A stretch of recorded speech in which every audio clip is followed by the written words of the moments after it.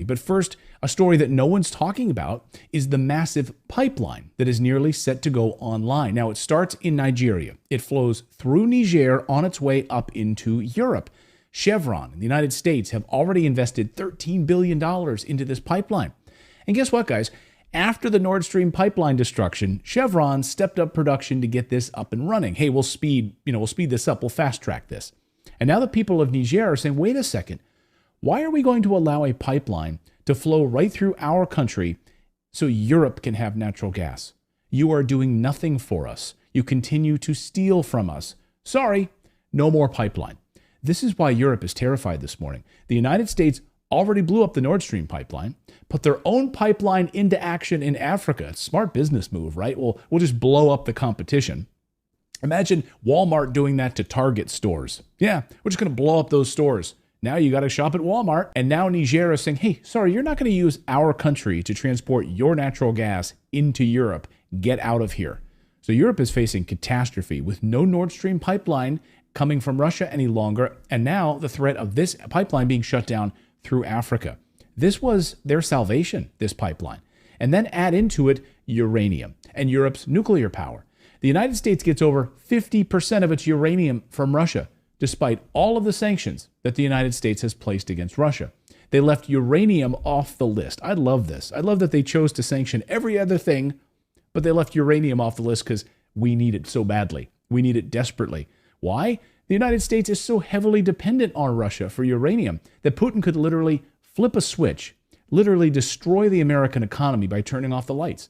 A major backup resource of uranium is Niger. The French, the United States, have been essentially stealing uranium from African countries for decades. And again, these countries are saying enough is enough. We are sovereign countries.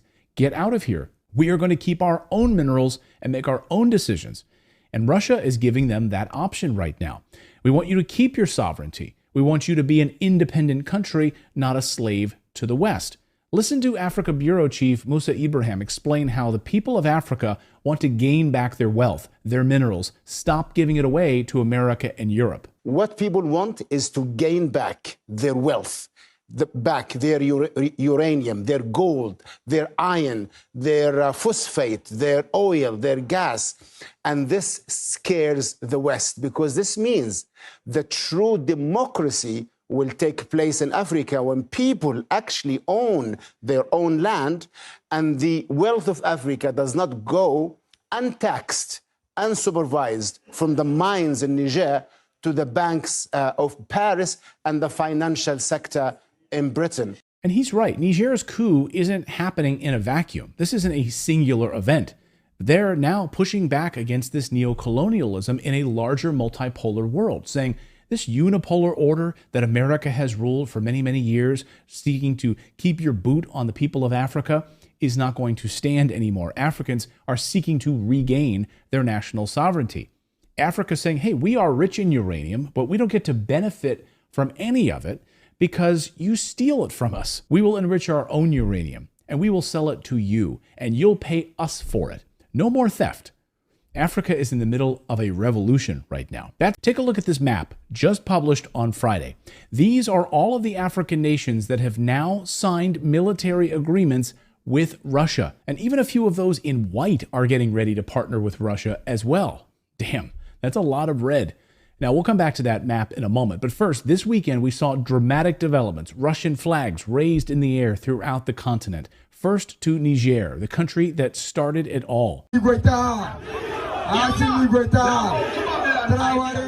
Russian flags everywhere. And according to France 24 news service, the government of Niger has now signed a contract with the Russian Wagner Group for security.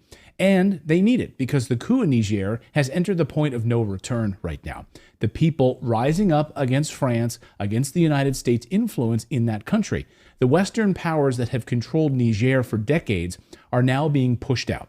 And this weekend, the military leaders now say that Niger will no longer be a European colony. And they've demanded that all French soldiers get out now, get out of here, or face the consequences. Why does the United States even have troops in this country in the first place? Well, that's a great question. So get out of here, France, and get out of here, United States. You don't belong here. Over the past few days, the United States started dropping massive amounts of military cargo right near the Niger border with its warplanes. But that threat is not stopping the people of Niger.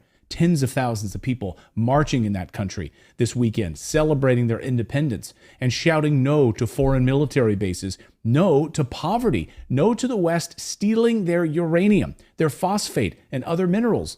Get out of here now. All of the ambassadors' offices to the Niger Republic Mission Service, the United States, France, Nigeria, and Togo have all been terminated. All of their offices are now officially shut down by the Niger government. The head of the military just made this announcement.